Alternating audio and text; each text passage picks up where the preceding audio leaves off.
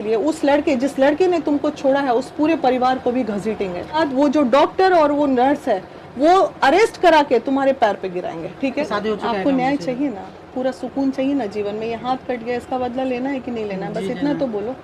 नहीं बोलो, हाँ लेना है, बोलो लेना है। अरे बेटा ना, हम लोग फिर से आते हैं, तुम्हारी नई जिंदगी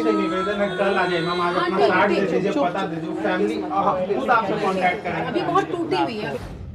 तुम्हारे पास सिर्फ 4 बात बोलने आए हैं। परेशानी पहला बात कि तुमको क्या है, आज रात को विचार करो पूरा कि हाँ वीना दीदी आई थी, पूरी टीम आई थी महिला विकास मंच की, हमको न्याय चाहिए।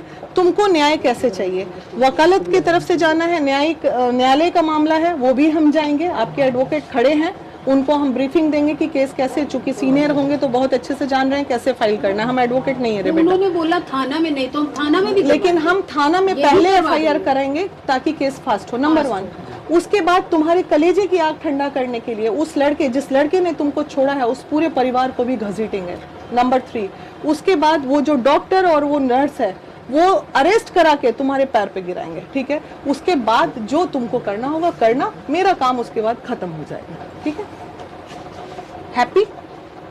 एकदम रोना नहीं, रोना नहीं है। बहुत बड़ी ताकत है तुम्हारे पास। एक आवाज यहाँ लगाओगे तो 100 आंटी और दीदी और काकी या चाची तेरे लिए खड़ी हो जाएगी। ठीक है, अभी तो 4 ही 5 आई है, सब तीज में लगी हुई है, लेकिन तुम्हारी एक आवाज पे ये वादा है महिला विकास मंच का कि हम पूरी टीम के साथ जब आवाज लगाना एक आवाज पे पहुंचेंगे। अभी इतने सिनारियो, इतने मीडिया भाई कर्मी के सामने बहुत सारी बातें खुल के नहीं आती है। जब हम तुम्हारे साथ अकेले बैठेंगे ना बेटा तो बहुत सारी बातें भी आएंगी और हम ऐसा गुप्त रूप से आएंगे ना, किसी को पता नहीं चलेगा। अभी हम गलत समय पे आ गए, बहुत भीड़ थी यहाँ पे, लेकिन हम अगली बार जब भी आएंगे कल छोड़ के हम 1 तारीख को आएंगे और उसके बाद ये केस को तुम देखना कि कैसे मामला को तूल पकड़ता है।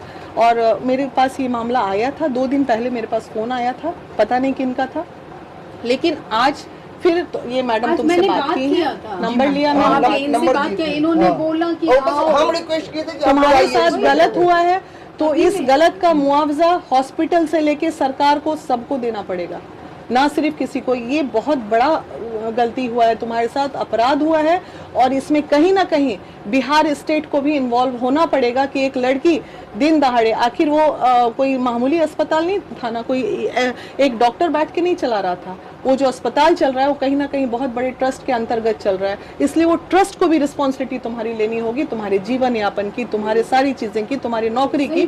तो ये सब प्रक्रिया होता है। तुमको किसी ने समझाया नहीं समझाया मुझे नहीं पता, लेकिन मैं ये सब कर सकती हूँ, मुझे पता है कि मैं कर सकती हूँ और करके दिखा भी सकती हूँ। तुमको 2 से 3 महीने प्रक्रिया में समय लगेंगे और उसके बाद तुम्हारा हंसता हुआ चेहरा, तुम्हारे तो बाबू एक हाथ, अभी एक मीडिया कर्मी, उनकी भी तो किस्मतें होती है ना जिनके हाथ नहीं होते हैं। बहुत कुछ कर लोगी जीवन में, घबराना मत। तुम आज आगे बढ़ोगी, कल को हो सकता और लोग का भी ऐसा हालत हो तो वो तो तुम्हारे जैसे ही तुम आवाज लगाओगी ना, कई लोग आगे निकल जाएंगे और आगे किसी के साथ ऐसा नहीं होगा।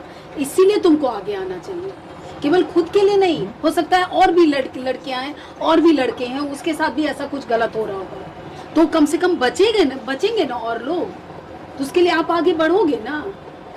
आपकी भी जिम्मेदारी है ना समाज के लिए।